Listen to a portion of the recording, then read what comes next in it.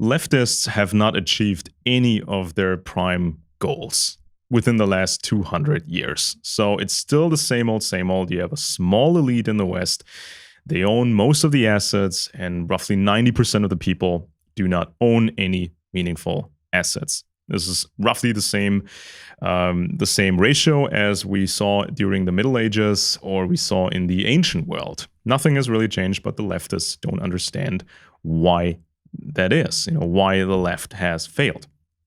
And so for a long time in the West, they've used what is known as critical theory, which is just agitation against anything normal and anything established. So there's even agitation against men in general and white people in general. But they don't call it discrimination. It's only discrimination to them if it's targeted at minorities and weaker groups. So this is what's commonly known as critical theory. Now, that method is virtually the same as what Eastern communist Soviet intelligence agencies used against the West. It's a very, very baseline intelligence technique that is being used by all kinds of countries and their intelligence agencies. So you just infiltrate a country, you figure out what people are mad about, and then you start increasing the agitation so that everybody hates everybody, and you destabilize a country up to that point where there may even be civil war. So this is how you could cause a change in government, change in the system. So there's not really much distinction between the Soviet subversion technique and what leftists, domestic leftists, were using in the West for so many decades. Now, of course, in the West, they don't give you a single ideology for you to follow. This is not like in an old school dictatorship where there's just one ideology and you have to follow that. But over here, you get options. All of these options are controlled, and you're supposed to pick one that you like, that is more in tune with your personality style, your character, or how you grew up, how much money you have. So this is how the West is maintaining its control. They're offering you controlled choices. And so Western elites have been employing critical theory. They've been paying people to do that kind of stuff in order to create a controlled sphere of socialism, so that the working class and, people with less money, that they feel politically represented, that they get the illusion that they can have control and they can change things. And it's been very, very easy for Western elites to create this artificial equilibrium between these ideological political groups, especially in the United States. You have a big left party and a big right party, and they're always roundabout 50-50. It's always that, that ratio between those two. And it's easy to observe the population, what it's thinking, what it's feeling, and then you can increase funding for left-wing groups and you can increase funding for right-wing groups. So you can just maintain this balance and this equilibrium. And now we have this big scandal with Elon Musk. So he has had enough of leftist critical theory, and he also has this argument now with the Jewish ADL group, because according to him, the ADL is engaging in this left-wing technique, critical theory. Now, the job of the ADL is to teach people about phony conspiracy mythologies, and there's been some great research done over the last few decades. We understand a lot more about how governments have been controlling conspiracy narratives and conspiracy media for 200 years.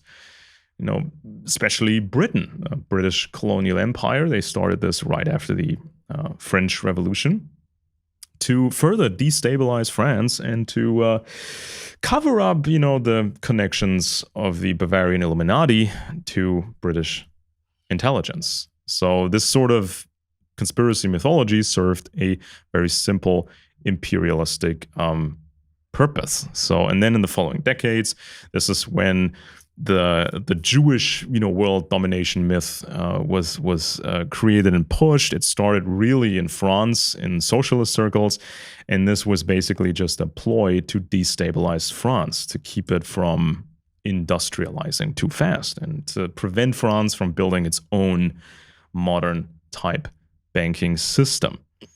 And then in the later 1800s, the right-wing groups in Germany and Austria, they were picking up this nonsense.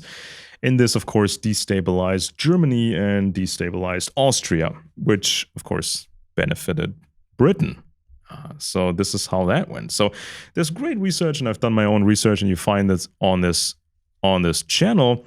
But when you look at the ADL website, you don't find, unfortunately, any great new research. If you look up these terms, like, for example, the Protocols of Zion or the Rothschilds, you don't find good material on that. It's just very superficial, and apparently the ADL does not want to offend Britain, British elites, and the American elites. Sure, they name Henry Ford because he was so out in the open with it. And they do name some Brits, but it was a fairly large campaign in Britain. You had very powerful circles in Britain engaged in this stuff. Very old aristocratic families. Then you had Winston Churchill being involved in a deception campaign against Germany. So Britain wanted to pretend it wanted to pretend towards the Germans they were open for a potential partnership. And this was just a ploy, a ruse. And for that ruse, Britain was pushing, unfortunately, this conspiracy nonsense. So you saw Winston Churchill praising the conspiracy books of Nestor Webster and, many things of that nature. It's the ADL's job to uncover all of this. It's not the ADL's job to use critical theory in the hopes of, protecting Jews with it. I mean, it would be so easy for the ADL and other groups to build bridges, to tell the right wing, look, Jews don't run the world. And Jews are not responsible for the actions of the United States government. And they're not really responsible for the actions of the old British Empire and all of that stuff. And the ADL could tell all the Muslims, you go ahead and fix your own problems. Muslim countries are run by some very shady elites, and there's all this foreign influence, especially from Russia and Britain and then the United States. So please, Muslims, fix your own problems. Don't obsess over Jews. Don't obsess over this tiny little state of Israel. Go fix your own stuff. We're not your problem. All of these groups out there are making the same old mistakes. They are getting involved in these unnecessary battles. And now we see Elon Musk complaining about critical theory and the ADL. And now, his enemies are claiming he's part of the big right-wing world conspiracy and all of that stuff.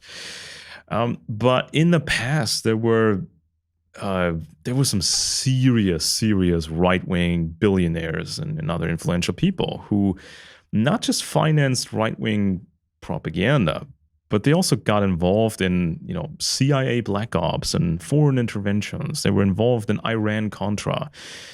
And they were involved in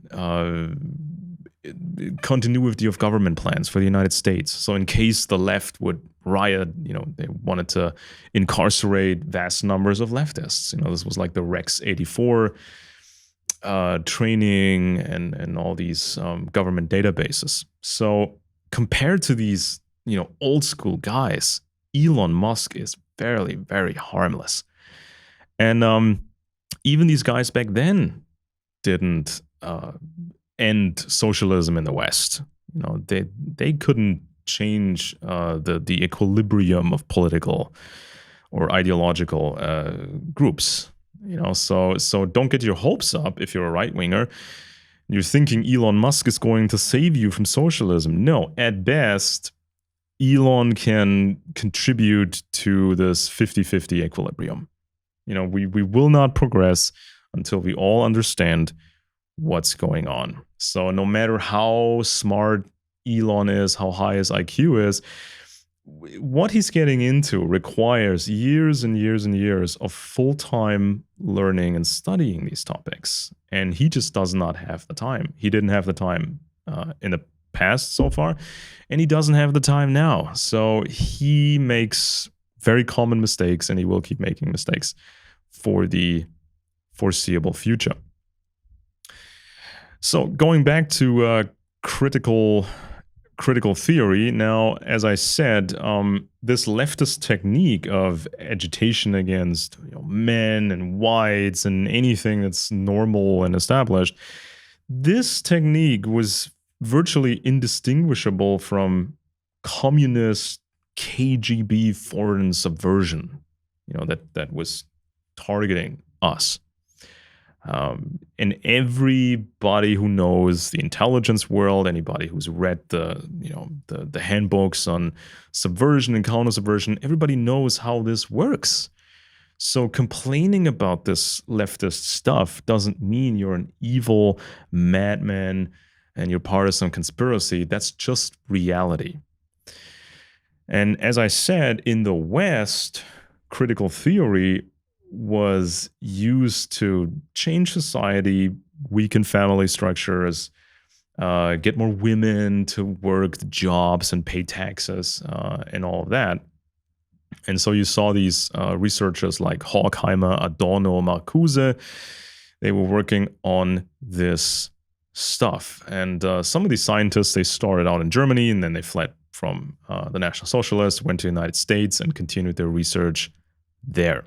And some of these scientists were Jewish, and they believed they were working on anti-fascist techniques, to prevent fascism from returning and all that. But in the end, they were just being used by, the powerful circles in the United States. Now, this new controlled left was mixing legitimate objectives with illegitimate ones. So, it was perfectly legit to give women full rights, to give minorities full rights, and all that good stuff. But at the same time, they were promoting actual socialism, socialist control, and the destruction of traditional family structures. So they were not just helping minorities and weaker groups. They were trying to destroy things that had value.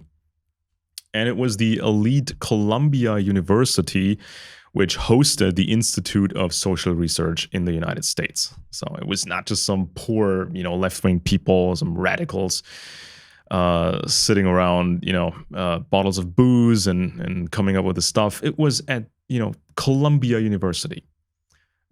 Theodor Adorno was working out of the Merton College in Oxford. Herbert Marcuse was working for the OSS, the intelligence agency. And he was working for various intelligence outfits. So it's not what many people think it was.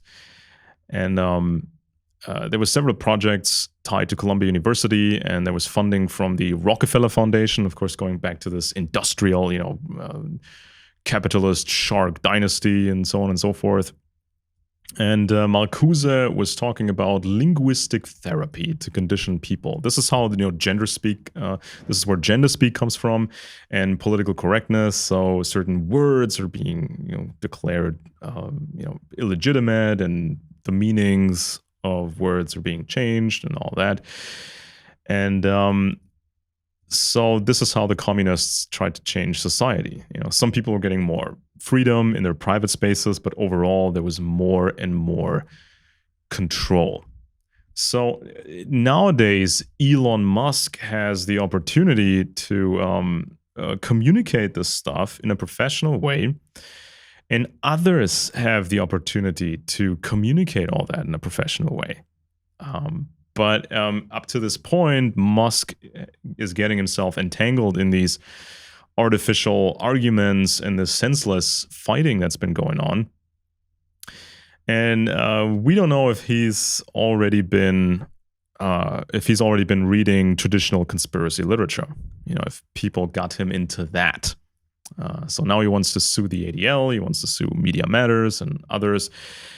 And these big corporations, they want to withdraw or pause their advertising on the X, formerly Twitter, platform. You can find a lot of information on this channel about the controlled conspiracy media of the last 200 years. Please like this video, comment on it, and share it. And subscribe to this channel.